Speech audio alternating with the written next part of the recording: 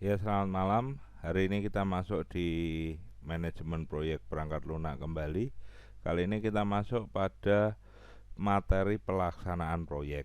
Apa saja yang dibutuhkan, apa saja yang perlu dikerjakan dalam pelaksanaan proyek ini, kita akan belajar pada malam hari ini. Jadi, uh, dari perencanaan-perencanaan itu di sini, nah, dan piranti dan teknik. Nah, ini pengerjaan proyek di sini ya, pengerjaan proyek di sini. Terus kemudian pelaksanaan proyek itu intensitasnya paling tinggi ya, daripada memulai, merencanakan, mengawasi dan mengakhiri proyeknya. Melaksanakan proses proyek ini intensitasnya paling tinggi, waktunya juga paling lama ya. Terus kemudian melaksanakan proyek pada intinya dia mengambil tindakan ya yang diperlukan untuk menjamin kegiatan dari proyek itu dari apa yang direncanakan itu terlaksana. Terus kemudian dalam fase ini terjadi juga pembuatan produk dari suatu proyek, yaitu apa, perangkat lunak ya. Terus kemudian proses dari perencanaan pelaksanaan proyek itu adalah melaksanakan rencana, seluruh rencana yang sudah kita pelajari ya, dari manajemen proyek, mutu, SDM, komunikasi, rencana pembelian dan kontrak dan sebagai macam itu dilaksanakan semua. Nah, kita lihat di manajemen integrasi ya dalam pelaksanaan proyek ini sudah tidak di sini lagi, tapi prosesnya di pelaksanaan proyek. Terus kemudian bahasan kita di sini ya untuk mewujudkan pelaksanaan proyek yang berhasil. Terus kemudian proses-proses dalam integrasi proyek itu kemarin sudah kita belajar project charter, cakupan awal, rencana manajemen proyek. Nah, di sini kita bekerja sekarang dan belajar pengarahan dan pengelolaan pelaksanaan proyek.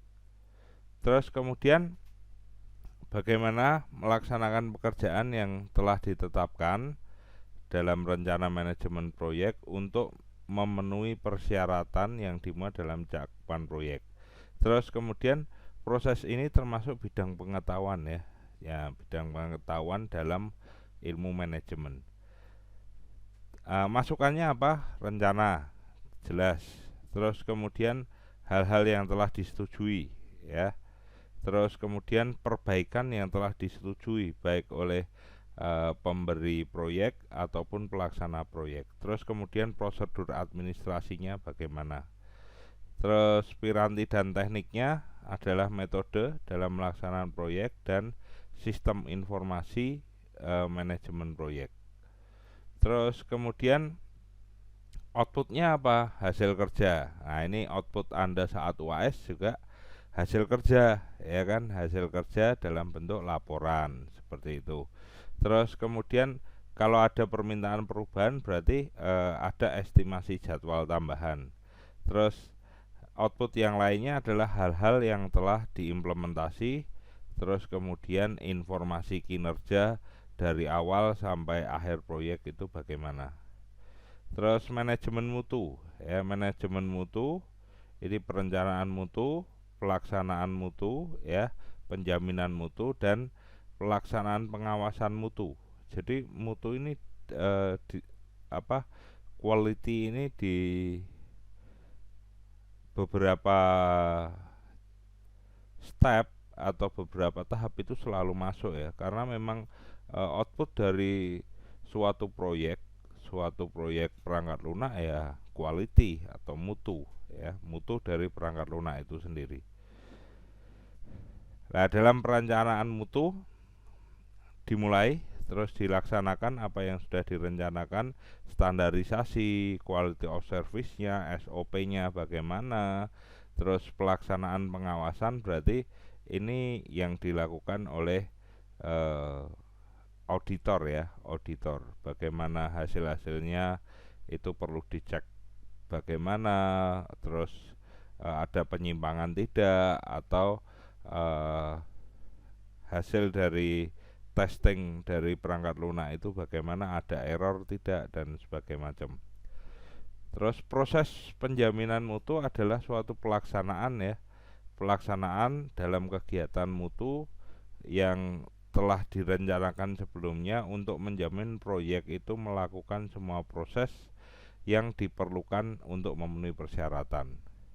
Terus kemudian penjaminan mutu itu juga berkelanjutan ya, berkelanjutan. Terus pelaksanaannya ada metrik mutunya, jadi ada tabelnya ya. Ini sudah dikerjakan belum? Ini sudah dikerjakan ya, seperti QoS lah ya, quality of service. Terus rencana peningkatannya bagaimana? Informasi kinerja dari sumber daya manusia bagaimana? Terus mungkin ada standarisasi tertentu seperti ISO dan sebagainya untuk pelaksanaan mutu. Terus berikutnya adalah hasilnya bagaimana. Nah ini ya sangat penting juga hasilnya. Nah itu juga dilaporkan juga dalam UAS Anda nanti. Terus kemudian pelaksanaannya ya, beberapa analisa-analisa dari data yang telah didapat, berarti ada analisanya. Jadi kedepannya harus bagaimana, terus kemudian adakah penyimpangan tidak, terus kemudian sudah sesuai rencana mutu yang direncanakan sebelumnya tidak gitu. Nah ini ada analisis biaya, benchmark, rancangan eksperimen, audit mutu, terus kemudian keluarannya dari pelaksanaan penjaminan mutu adalah adanya perubahan ke arah yang lebih baik atau tindakan korektif ya, koreksi ya, yang direkomendasikan kepada pelaksana untuk memperbaiki suatu sistem. Jadi dari gambaran ini, dari langkah-langkah ini, kelayakan dan sebagainya macam, untuk pengembangannya ada di sini ya. Bagaimana rancangan yang sudah ditemukan oleh tim auditor, terus pengkodean ulang, pengujian ulang itu ada di sini.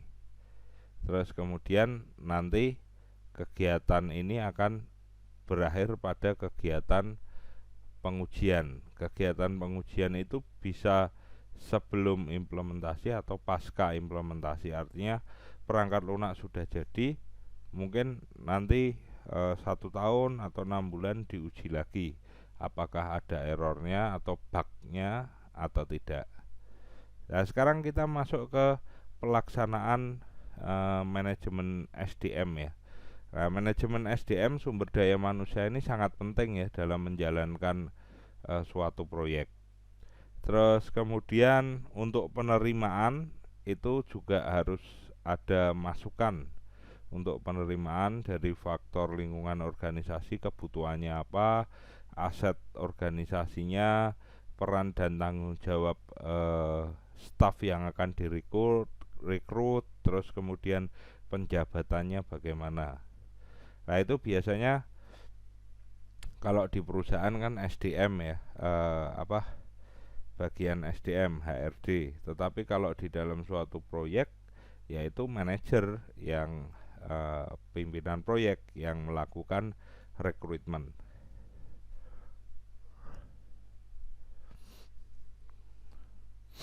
Terus kemudian dalam penerimaan pastinya ada negosiasi ya, negosiasi pekerjaan, negosiasi gaji, penugasannya bagaimana, terus kemudian akuisisinya berarti kontraknya bagaimana, terus dia dipekerjakan di tim apa, begitu kan. Ini adalah piranti dan teknik dalam penerimaan anggota. Hasilnya dia sudah seorang SDM sudah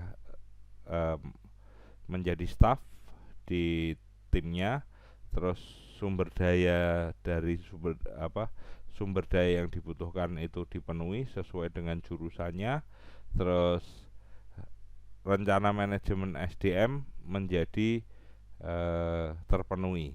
Nah itu adalah keluaran dari penerimaan anggota tim proyek atau manajemen sumber daya manusia. Terus membangun tim berarti meningkatkan kompetensi dan interaksi anggota. Jadi karena tim berarti perlu dibangun suatu interaksi yang kuat agar proyek ini berjalan dengan baik. Fase pertumbuhannya pasti tidak langsung menjadi baik ya. Fasenya pasti tim baru terbentuk, jadi komunikasi masih penuh basa-basi. Terus tim mulai bekerja, nah ini terdapat nanti ada konflik dan sebagainya. Terus kemudian pendapat masing-masing mulai muncul, sehingga manajemen proyek, manajer proyek ya, pimpinan proyek perlu lebih mengarahkan dengan tegas bagaimana semua SDM itu bekerja dengan baik. Terus kemudian setelah fase konflik itu pastinya tim menemukan bentuk comfort ya, bentuk nyamannya, bentuk kerjasamanya yang baik, sehingga tim itu nanti fase berikutnya kalau sudah punya bentuk kerjasama yang baik, komunikasi yang baik, berarti tim itu akan bekerja dengan sangat baik. Setelah itu proyek selesai, karena tim ini kan semi permanen ya, jadi tim proyek perangkat lunak itu kan semi permanen. Setelah selesai berarti timnya dibubarkan. Masukannya apa tadi ya? Masukan untuk membangun tim proyek itu penunjukan, terus rencana manajemen, ketersediaan sumber daya, terutama masalah uang, kita bisa merekrut berapa orang dalam tim itu. Terus untuk membangun tim perlu adanya soft skill ya, soft skill dari anggota tim ya. Terus kemudian pembangunan tim dengan baik agar kerjasama dengan baik, sistem imbalan dan penghargaannya bagaimana. Tentu saja kalau dibutuhkan ada pelatihan. Nah ini penjelasannya ya, setiap step. Terus outputnya, hasilnya adalah kinerja yang meningkat, kompetensi meningkat. Terus kemudian tentu saja kalau kerjanya comfort, gajinya cukup, berarti laju pengunduran dirinya juga berkurang. Dan ini akan mendukung suatu proyek perangkat lunak itu selesai dengan tepat waktu. Oke, saya kira itu beberapa hal yang perlu kita kerjakan dalam suatu pelaksanaan proyek. Kita akan ketemu lagi di pertemuan akan datang, di pertemuan MPPL akan datang.